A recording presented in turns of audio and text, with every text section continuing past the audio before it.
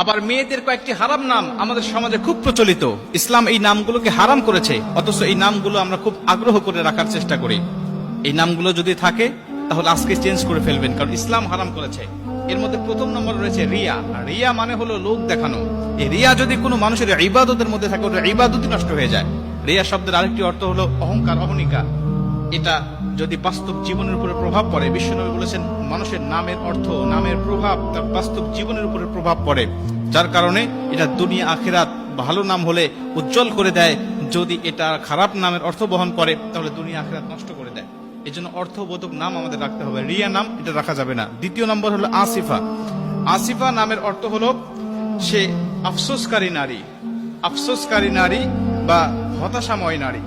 আফসোসকারী এই অর্থ যদি তার বাস্তব জীবনের উপর প্রভাব পড়ে, সারা জীবন তার আফসোস করতে যাবে, হতাশাময় জীবন তার কাটবে। এই জন্য আসিফা নামটা এটা রাখা যাবে না। তিন নম্বর যে নামটি রয়েছে সেটা হলো মান্তাসা। এটা বর্তমান সময়ে খুব জনপ্রিয় একটি নাম, মানুষেরা খুব আগ্রহ করে রাখে। আগ্রহ করে রাখার পিছনে একটি কারণ আছে, সেটা হলো এর আবিধানিক যে আরবি অর্থটা আছে এটা আমরা অনেকেই জানি না। গুগলে সার্চ দিয়ে আমরা অর্থ খুঁজি, অর্থ দিয়ে মান্তাসার অর্থ খুঁজতে গেলে গুগল বলবে এর অর্থ হলো যে সে হলো গুরুত্বপূর্ণ বা মূল্যবান, এর অর্থ আসবে গুগলে। কিন্তু প্রকৃত আরবি অক্ষর আল্লাহ পাক সূরা আল ইমরানের মধ্যে বলে দিয়েছে কত ইজ্জু মাংতাসা কত জিল্লু মাংতাসা বিয়াদিকাল খাইর।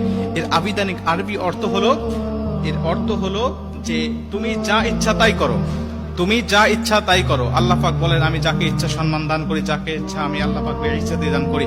এজন্য আল্লাহ পাক বলছে কত ইজ্জু মাংতাসা কত জিল্লু মাংতাসা। এই মাংতাসাটা আমরা এটাকে ব্যবহার করি খুব ভাবি যে আরবি কোরআনের মধ্যে আছে নামটা, কোরআনে থাকলেই যেটা ব্যবহার করতে হবে বিষয়টা এমন নয়। কোরআনে খিনজিরের কথাও রয়েছে, এটা তো মানুষ ইচ্ছা করে এই নামগুলো রাখবে না। অতএব অর্থটা কোনটা হয় এটা আমাদের খেয়াল রাখতে হবে।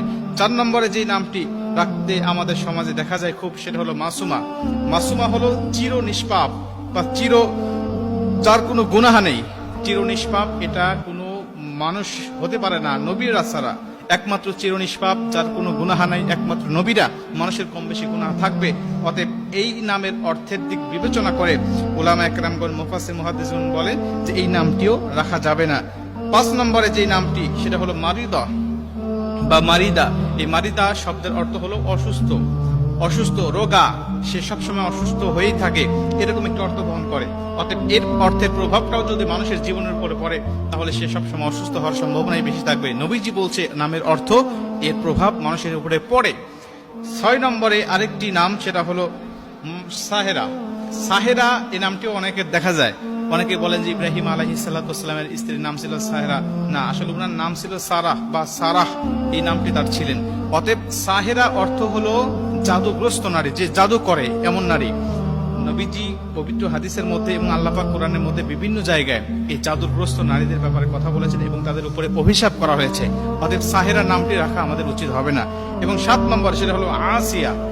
আসিয়া আর আসিয়া দুইটা নামের মধ্যে পার্থক্য আছে, একটা হলো হামজা দিয়ে একটা আইন দিয়ে। আসিয়া শব্দের অর্থ হলো শান্তি স্থাপনাকারী নারী, সেটা হলো ফিরাউনের স্ত্রীর নাম আমরা জানি, একজন মহিষী নারী ছিলেন, এই নামটি রাখা যাবে, কোনো সমস্যা নেই। কিন্তু আসিয়া আইন দিয়ে যদি কেউ রাখতে চায় এর অর্থটা নাফরমান, নাফরমান বা অস্বীকারী। অতএব এই আসিয়া এই নামটি রাখা যাবে না। আসিয়া হামজা দিয়ে আপনি বললে কোনো সমস্যা হবে না, কিন্তু আইন দিয়ে বলা যাবে না। এই নামগুলো যদি কারোর মধ্যে থাকে এগুলো চেঞ্জ করে নিতে হবে।